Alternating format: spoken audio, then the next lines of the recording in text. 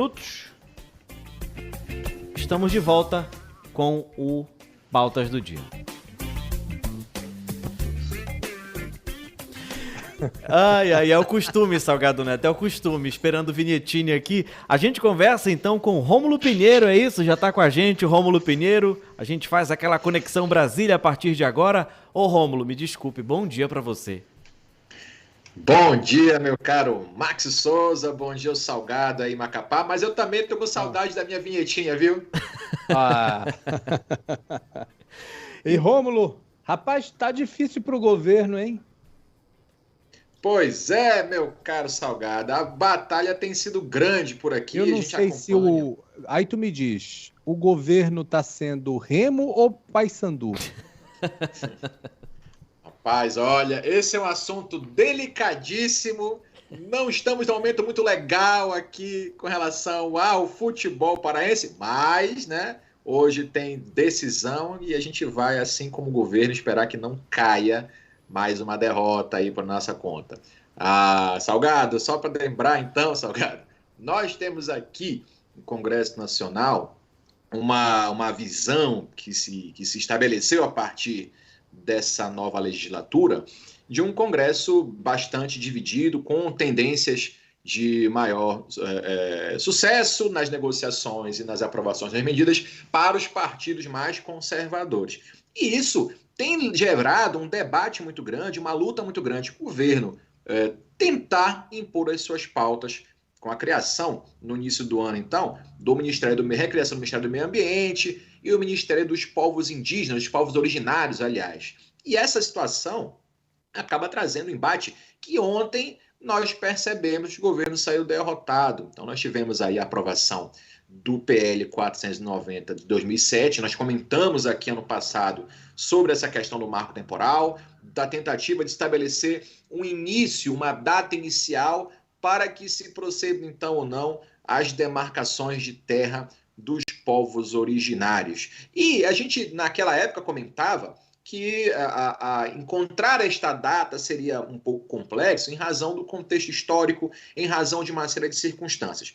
E a gente, ao comentar isso, informou que no futuro a previsão é que ia depender dessa nova composição de forças, agora, a partir de 2023. E essa composição de forças mais conservadora mostrou aí ontem, não somente pelos votos de 80 e poucos deputados aí do PL, mas com base governista também votando a favor do projeto que é contrário aos interesses do governo. Então, para contextualizar o nosso ouvinte aqui que é mais qualificado, é bom lembrar então que a proposta não é unicamente estabelecer uma data inicial para que nós tenhamos essa demarcação de terras. E essa data, pelo projeto, é a data da promulgação da Constituição de 88, lá em 5 de outubro. Então, o projeto prevê o seguinte: a partir desta data, ou anterior, as terras ocupadas pelos indígenas antes dessa data estarão garantidas aí para serem demarcadas, a partir de então,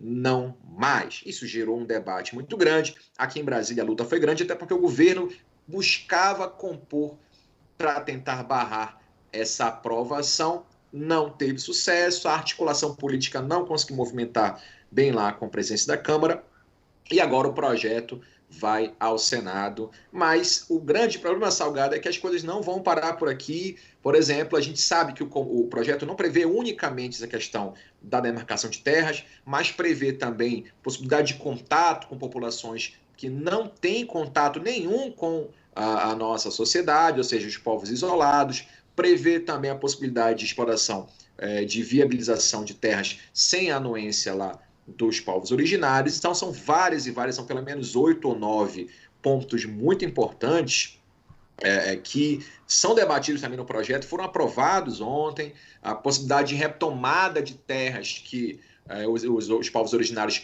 estão habitando, se houver essa perda desses laços culturais indígenas. Então, assim, é algo muito complexo que vai parar, com certeza, lá no Supremo Tribunal Federal. A partir da próxima semana, o Supremo também vai analisar a constitucionalidade dessas políticas, já estava marcado o julgamento desde o início do semestre, e o Congresso quis dar um recado ao Supremo para informar que também está atuando sobre o tema. A ministra presidente pautou mesmo assim e vai a julgamento também. E nós teremos debate, então, um embate muito grande entre a briga do governo contra a oposição lá no Senado Federal, onde é que vai passar agora o projeto para ser analisado, e também lá no Supremo Tribunal Federal. Então, é longa a fila para quem está comemorando a derrota do governo ou para quem está lamentando a derrota do governo.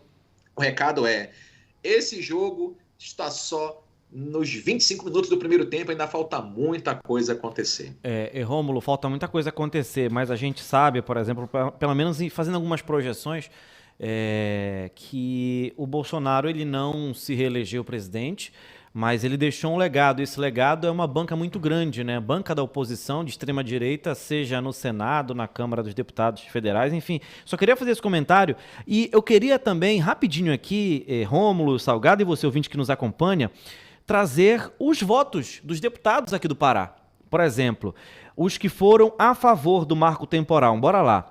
Antônio Doido, do MDB, Celso Sabino, do União, delegado Éder Mauro, do PL, delegado Caveira, também do PL, e a doutora Alessandra Aber, do MDB. A favor também, continuando, Ederson Pinto, do MDB, Joaquim Passarinho, do PL, e Raimundo Santos, do PSD, ou seja, foram a favor. Quem foi contra? Apenas 4. Ayrton Faleiro, do PT, Dilvanda Faro, também do PT, José Priante, do MDB, e Keniston Braga, do MDB. Ou seja, esses 4 foram contra. Quem se absteve? Renilson Nicodemos, do MDB, Olival Marques, do MDB, Júnior Ferrari, do PSD, Andréia Siqueira, do MDB, e Elcione Barbalho, do MDB. Só dando um panorama aqui de como foi o voto dos nossos representantes aqui do Pará. Você vê, Max, a dificuldade que é isso, porque esse estabelecimento de uma data, além de ser contrário à Constituição, é difícil porque você vê que no contexto histórico da época, e para quem conhece um pouco de história, vai lembrar que muitos povos indígenas foram expulsos dessa terra no período da ditadura militar. Então, nesse momento, 86, 85, final da ditadura, já havia muitos povos expulsos tentando retomar suas terras. Então, se estabeleceu um marco temporal em 88, vai desconsiderar quem já tinha sido expulso, que ocupou essa terra desde há muito tempo atrás e foi expulso naquele período. Então há uma problemática muito grande, é um risco, e aqui é uma análise puramente pessoal, mas que esse projeto ele traz muitos riscos para a sociedade brasileira e principalmente para os povos indígenas. Agora, é claro também que o grande problema, Max, é que essa questão da divisão de forças no Congresso já era plenamente conhecida. O governo está preocupado, na verdade, com essa dissidência, esse racha dentro da própria base aliada. Então você tem aí MDB, União Brasil, partidos que têm representação na Câmara, em tese deveriam ser, no governo, e deveriam ser leais a essas políticas do governo, foram aí contra, foram os famosos traíras, e já se estuda então a retomada, ou então pelo menos a recolocação de alguns membros desses partidos dentro da composição do governo, já que não conseguiram amealhar votos para que essas políticas públicas fossem aprovadas. Bora então para a segunda pauta aqui, que é a descriminalização. Eu estou procurando aqui, inclusive, dos deputados aqui do Amapá, e 2 estavam ausentes, 4 votaram contra, Josenildo, Gorete Souza, Púpio e Dorinaldo Malafaia votaram contra. 2 deles, Acácio Favacho e Vinícius Gurgel, estavam ausentes. E as deputadas Sonise Barbosa e Silvia Wayampi votaram a favor do marco temporal. Bom, é isso. Passando a lista aí também do estado do Amapá, né, os representantes, né, na Câmara Federal. Seguinte, descriminalização do porte de droga para consumo pessoal é a nossa segunda pauta. Com você, Rômulo Pinheiro. E é outro vespeiro, meu amigo, é outro tema debatido que já tem pelo menos aí desde 2015.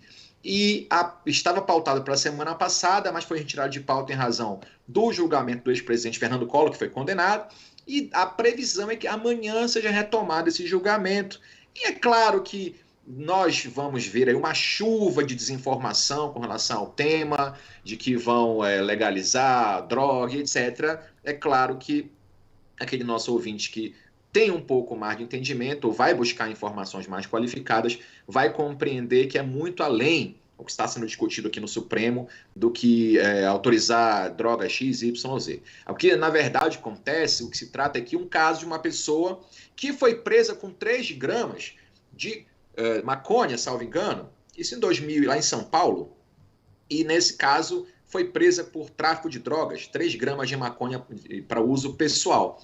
E essa decisão, mantida a prisão pelo tráfico, foi levada ao Supremo, e o Supremo está analisando isso desde 2015. Esse julgamento tem repercussão geral, então a decisão que foi tomada agora vai servir de parâmetro para todos os outros casos semelhantes. Qual é o grande detalhe aqui, Max? É que nós temos uma política de drogas que busca, então, ter repressão para quem comete crime de tráfico, ou financiamento do tráfico, associação para o tráfico, mas também tem, no eixo da política de drogas, a questão da terapia, ou seja, tratamento para quem está na dependência química. Hoje, então, quem for pego portando drogas para consumo pessoal, o olhar que se tem, um olhar avançado, um olhar de saúde pública e não mais casos de polícia. E é claro que vão surgir vários argumentos aqui de quem falta um pouquinho mais de conhecimento aprofundado sobre o tema, mas é uma questão de saúde pública, e essa questão de saúde pública tem que haver um tratamento. Quem diz isso é a própria legislação.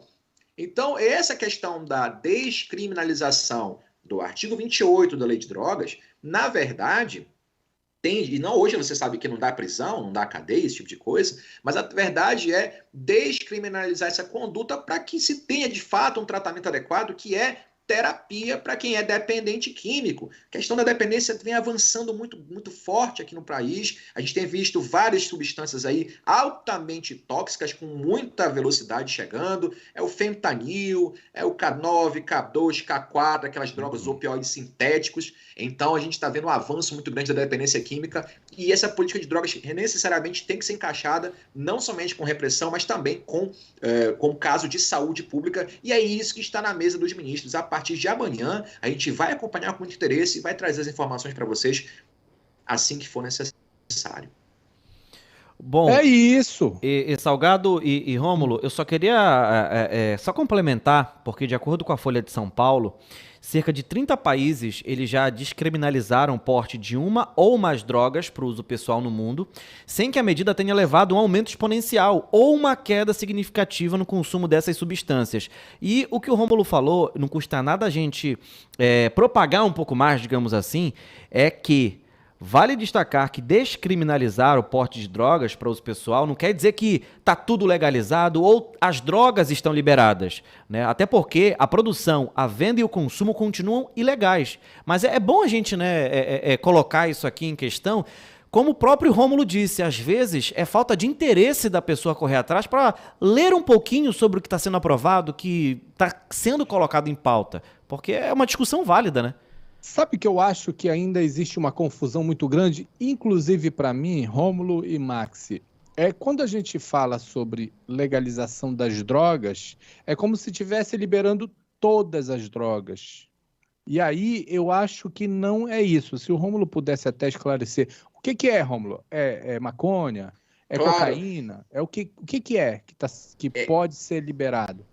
Salgado, é exatamente este ponto que estão votando a partir de amanhã. Por exemplo, 3 ministros já votaram a respeito de restrição à posse em geral, ou seja, liberar o uso para efeito, enfim, de consumo geral. Alguns estão votando exclusivamente da maconha somente. Gilmar Mendes, então, foi o único a votar pela descriminalização do porte de maconha. Tá? Sem especificar a quantidade. Os outros ministros, por exemplo, Roberto Barroso, Edson Fachin, votaram a favor de descriminalizar qualquer tipo de droga, desde que seja para consumo pessoal. Então, até isso vai ser debatido a partir de amanhã. Nós temos já alguns votos, temos 5 votos já, porque essa questão é antiga, então alguns que já votaram até se aposentaram. Os ministros aposentaram já, mas os outros estão debatendo também isso. O que vai ser aprovado, qual tipo de substância, quantidade e se isso vai ser autorizado ou não. Mas, a princípio, a questão deve ficar de maneira mais geral, Carlos Salgado. A gente vai ter que aguardar esse julgamento com muita ansiedade aí. É isso, vamos aguardar então, né? Rômulo Pinheiro, olha, muito obrigado, viu, pela sua participação. Prazer imenso conversar com você nas manhãs de quarta aqui na CBN, tá? Max, Salgado, forte abraço, conta sempre comigo. Até a próxima semana. Valeu! É isto. É, Salgado Neto.